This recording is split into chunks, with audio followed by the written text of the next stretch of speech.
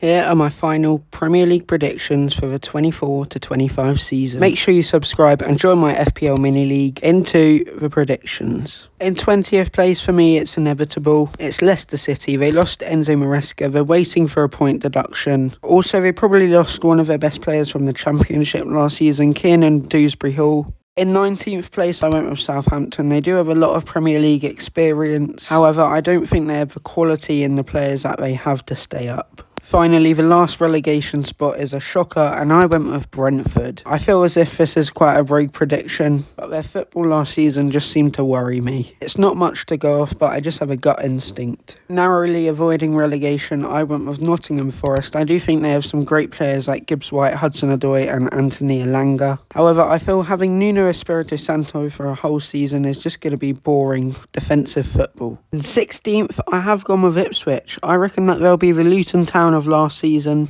I reckon they'll shock a lot of people and they'll stay up purely because of Kieran McKenna. For 15th place, I went with Everton. I hate to say it, I can't see many other teams finishing here. But I do feel like they're developing, but I think they will suffer the loss of Amadou Onana. However, they have made quite a few transfers already. This position was very hard to decide, but I went with Fulham in 14th. I am jealous that they swooped Smith Rowe because I think he was going to be the perfect Elise replacement. However, I do think he's going to do really well there, but I think Fulham will finish a bit lower than last season. In 13th place, I went with Brighton and Hove Albion. This one could go either way. They just lost Pascal Gross, who was their main man last season. De Zerbi left the club in a state for Fabian Herzler to tidy up. So far they have made some decent transfers though, but I think it will take a while for the players to adapt. In 12th place I went with Bournemouth. I don't think they'll be able to simulate the same season they just had, but I do think Dominic Solanke and Iraola will both have good seasons. In 11th place I went with a real shocker. I went with Wolves. I think Gary O'Neill is a great manager, and if Hwang Hee-chan, Cunha and Neto can all stay fit, they're going to be dangerous. 10th place I went with West Ham. I don't think Lopetegui is as good as a manager as David Moyes, but they do have a really good squad, West Ham, so we'll see what happens there.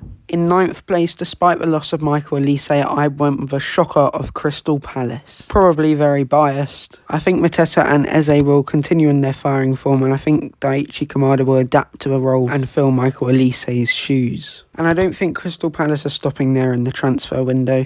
In 8th place, I think Aston Villa will drop at the weight of Champions League football, but they are doing all they can to prevent that from happening with all their transfers they've made. In 7th place, I went with Newcastle. I think they'll be in firing form, but I do think it'll be very competitive at the top of the table this season. 6th place, Man United. I think this is quite realistic. I think there's something in the club that needs to be sorted out.